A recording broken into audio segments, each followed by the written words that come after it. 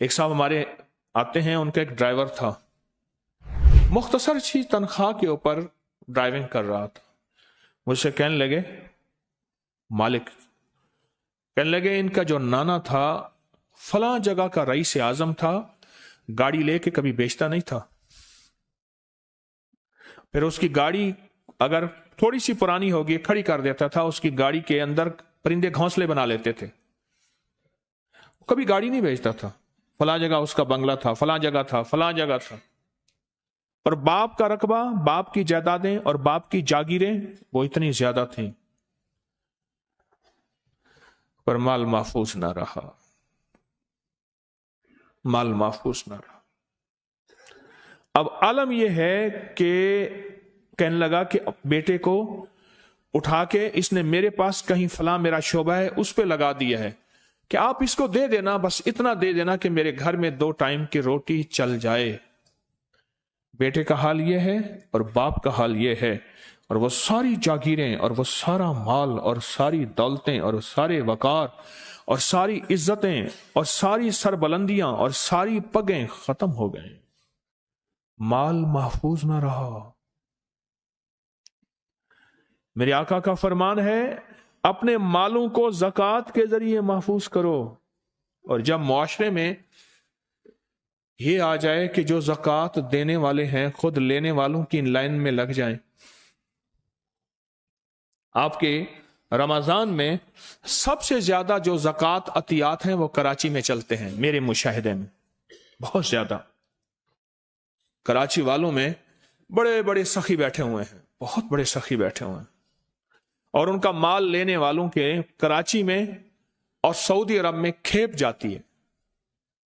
मैंने कहा ये कौन है? उसने कहा जी खरगोश वीजे पे आए। मैं कहा वो कोई सा क्या होता है? कहने लगे आते हैं फिर कहीं गुम हो जाते हैं, पकड़े गए तो फिर उन्होंने कुछ अर्सा जेल में रखा और वापस भेज दिया। ये आके यहां मांगते हैं और इनका काम सिर्फ मांगना, सिर्फ मांगना। और उनमें वो लोग हैं जो वाकई ज़कात देने वाले थे, सदकात देने वाले हैं, खैरात करने वाले हैं और अल्लाह को देने वाले थे। आप महसूस करें चौराहों पे बार बूढ़े और बाज जवान और बाज लोग ऐसे होते हैं जिनके बारे में आप बाजों का चौंक जाएंगे, ये तो वो शख्स नहीं है, ये फलां जानने वाला है, ये कैसे मांग रहा है? नस्लों में माल अगर महफूज करना है, जायदाद महफूज करनी है और प्रॉपर्टी क्या चाहते हैं नस्ल दर नस्ल काम आए, तो उसका वाहिद हल यह है कि फरमाया, मेरे आका का फरमान है, अपनी नस्लों का माल ज़कात के जरिए महफूज कर लो। फिर ज़कात निकालने के बाद फेंकनी नहीं है, ये मेरी दरख्वास्त है। जो भी कपड़ा लगा दे, बैनर लगा दे, उसको ज़कात देनी शुरू कर दी। ये ज़कात का फेंकना है, देना नहीं है। ज़कात तो दी जाती है और देने के लिए तलाश होती है। तलाश कौन मुस्तहिक है, और तलाश में सबसे पहले रिश्तेदार, तलाश में सबसे पहले रिश्तेदार, ऐसा रिश्तेदार या ऐसे रिश्तेदार कि जो सारी जिंदगी मेरे माँ बाप को उन्होंने जलील किया हो, रुसवा किया हो, ख्वार किया हो, परेशान किया हो, तोहमतें लगाई हों, जिल्लतें दी हों, और है वो जरूरतमंद, वाकई है वो जरूरतमंद, है वो जरूरतमंद वाकई। ऐसे अंदाज से, कैसे अंदाज से, किस तरकीब से उस तक माल पहुंचाना है, ऐसा अंदाज हो कि उसकी आंखें जब मुझसे मिलें, और ऐसा हाथ भी हो, यह ना हो कि खुद अपने पास रख ले और कहां पहुंच गया।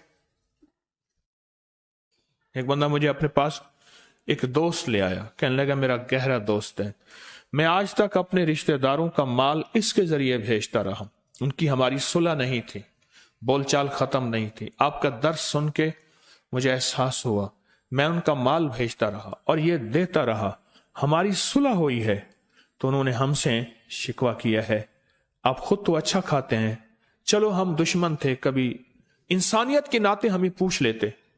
मैंने कहा मैं तो आपको, उसका नाम था खादिम हुसैन, खादिम हुसैन के जरिए, खादिम के जरिए भेजता नहीं रहा, اس نے کہا خادم خادم تو دیتا؟ انہیں کہا میں دیتا رہا ہوں۔ کس کو دیتے رہے؟ انہیں کہا آپ کے گھر کے بندہ نہیں آتا تھا، بندہ اس کو دے دیتا تھا۔ اب بندہ کہاں سے آیا؟ کہ ہم بندہ دے، اب بندہ کہاں سے آیا؟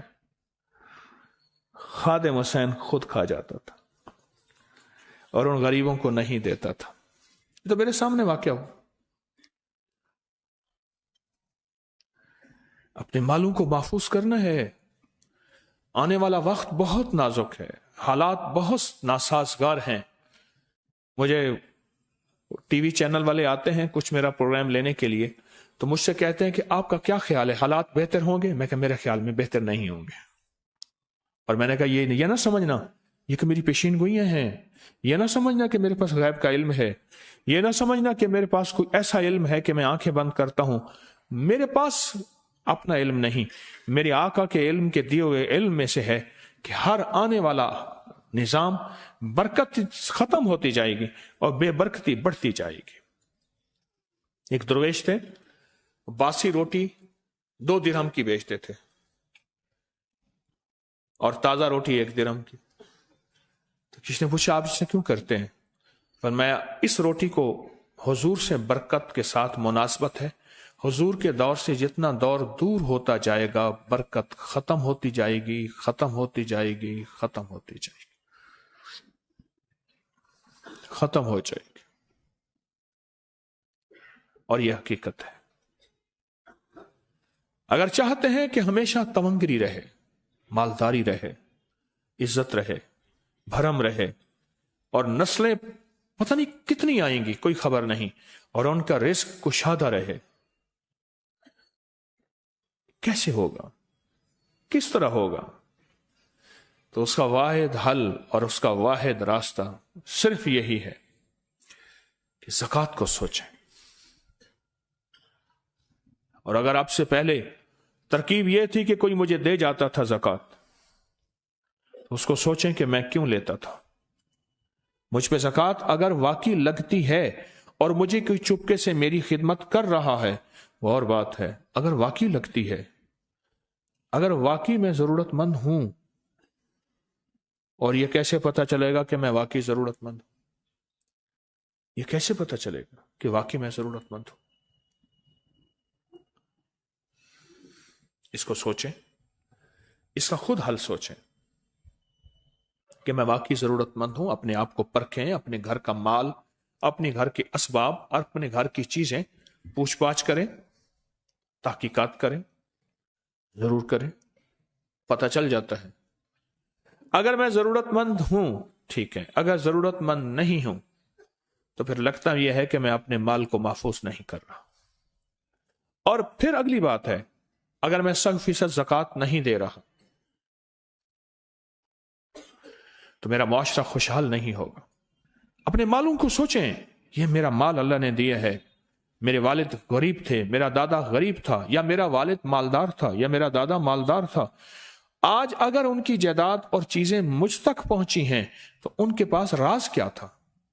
اور آپ حیران ہوں گے، جس کی بھی جائیداد بچی ہے نا، باپ دادا پر دادا پر دادا پر دادا کی پردادا کی پردادے کی، اگر جائیداد بچی ہے، میرا راز سن لیجئے گا، اس راز کے پیچھے لینے والی کہانی نہیں ہے، دینے والی کہانی ہے۔ جس نے لیا ہے، جیسے آیا ہے، جہاں سے آیا ہے، جتنا آیا ہے، جس طرح آیا ہے، بس لیا ہے، وہ اپنی نسلوں کی برکتیں نہیں پا سکا۔ اور جس نے دی ہے اللہ کو اس کے راستے میں، زکوٰۃ کی شکل میں، عشر کی شکل میں، صدقات اور خیرات کی شکل میں، اس کی نسلیں بھی محفوظ رہی ہیں، اس کا رزق بھی محفوظ رہا ہے، اس کی دولت بھی محفوظ رہی ہے، اس کی صحت بھی محفوظ رہی ہے۔